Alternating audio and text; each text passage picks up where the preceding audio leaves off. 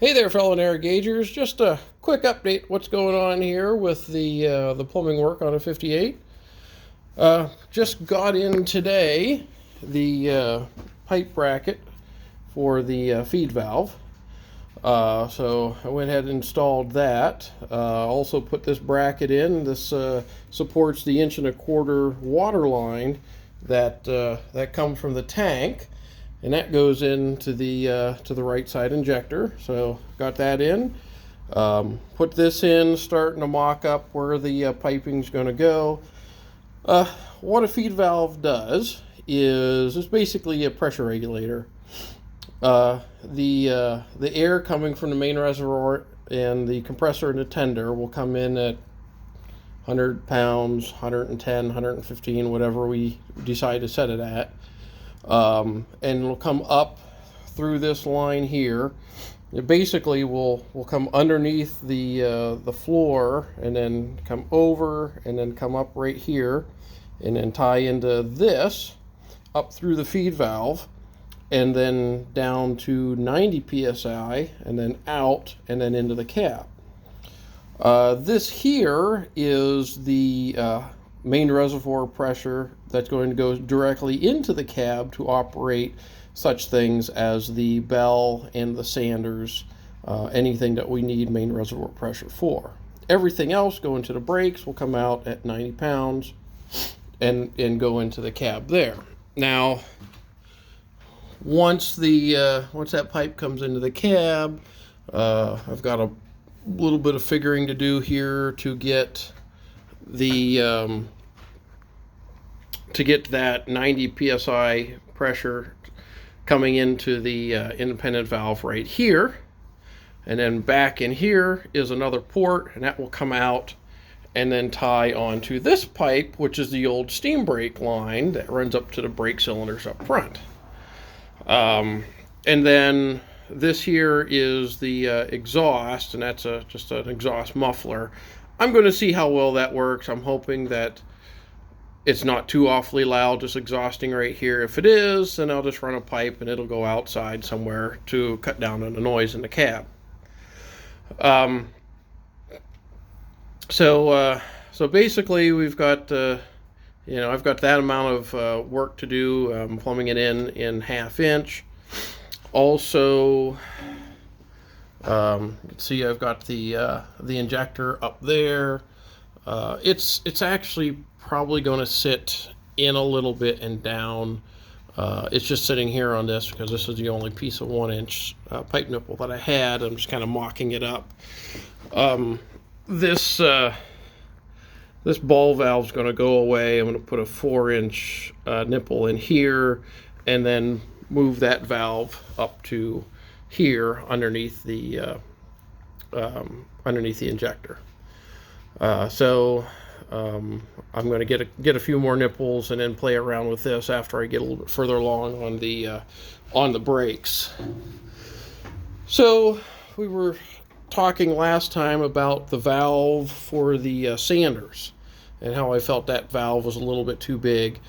So I had a suggestion from one of our members to use a momentary valve so that you push it, it lets sand out while you're holding the valve open, and then as soon as you let it go, it closes the sanders, which would be a good thing so that you don't forget and leave it on and you end up draining all your sand out along the track.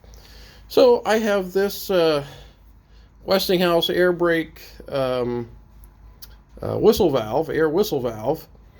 Found this in the bins in the building, and I think I might just mount this, say, up there, and then put a little handle on it that hangs down so that, when you're going up the hill and you got your left hand on the throttle and you're feathering it and you're trying to get, hold your ground to get up the hill, your right hand, you can pull on the sanding lever or the sanding cord a little bit to give yourself a little bit of additional traction.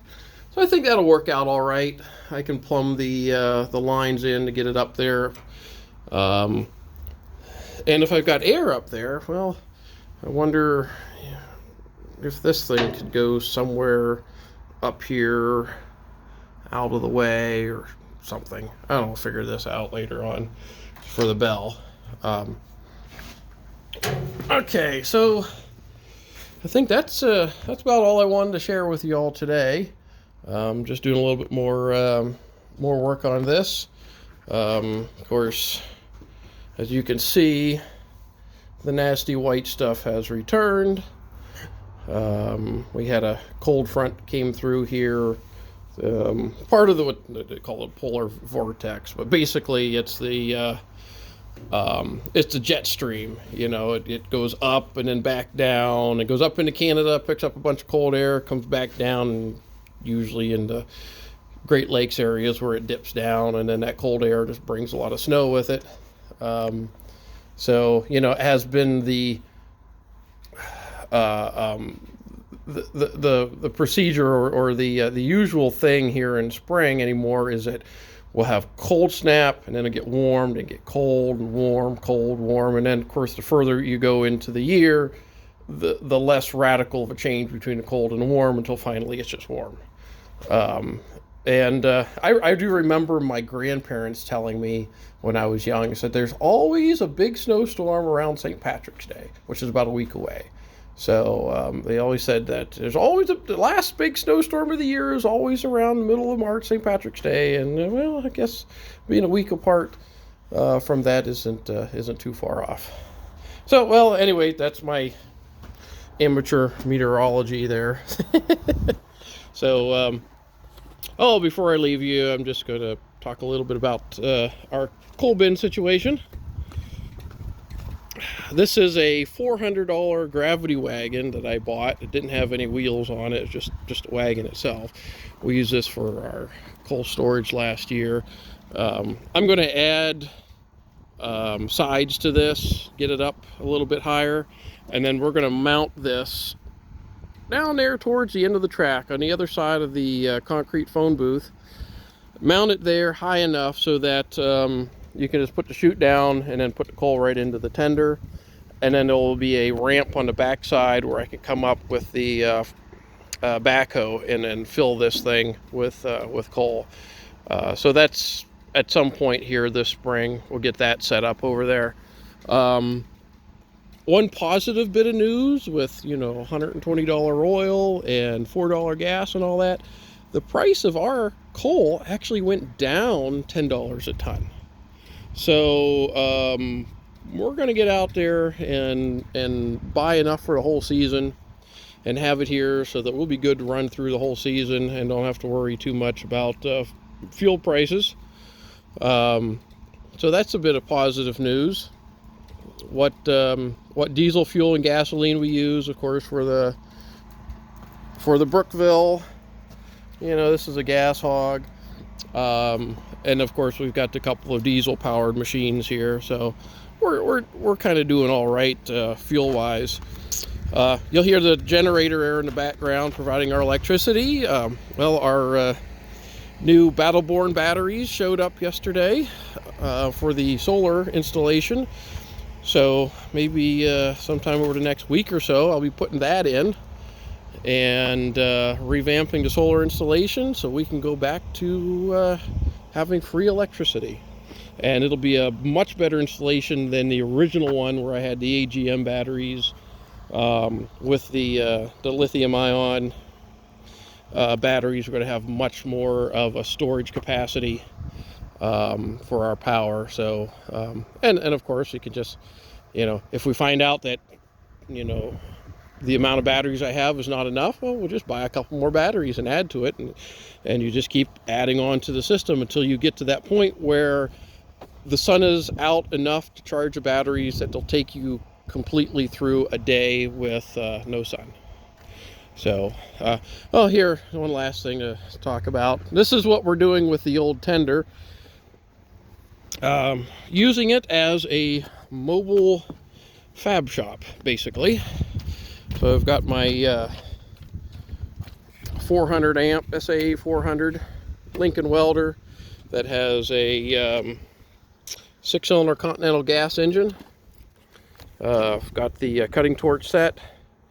Got using the coal bin basically to store hoses and tools and supplies and everything we need. Got a lid on it that locks. So, the thing was, we had all this stuff in the front corner of the Todd building. Well, with the boxcar and the caboose and these, like, I need to be able to weld and cut, grind, do everything anywhere on this railroad. So since the tracks are going to be running everywhere on the property, it just made a lot of sense to put everything on a car. And since the tender is pretty much without a purpose right now, we decided to temporarily convert this over to the mobile fab shop. So just like the railroads would have done, they took an old piece of equipment and converted it over to new use. So that should see a lot of use this year. All right, well, that's all I have for today, and take care of y'all. Let's see, what's the next thing going to be going on is, number one, it's going to be getting warmer, for sure. Next week's going to be in the 60s, maybe even 70 a day. I saw that.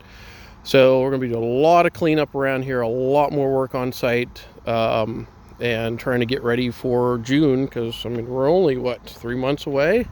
There's a lot to get done here before we start hauling passengers for the first time for 2022. The passenger car should be getting over here in the not too distant future. I think it'd be maybe another 3 weeks or so, because I've got to finish up on a little bit more work on it and do the painting, and then we're going to get it over here, get it on the track, and run it around with the tender, make sure that the two work and play well together. And then we've got some final fitting out on that, putting the roof on it, the roofing material, the floor, getting the seats in it. So that'll all happen here over the next month or so. So that's what we got going on, guys. All right, I will talk with you later on.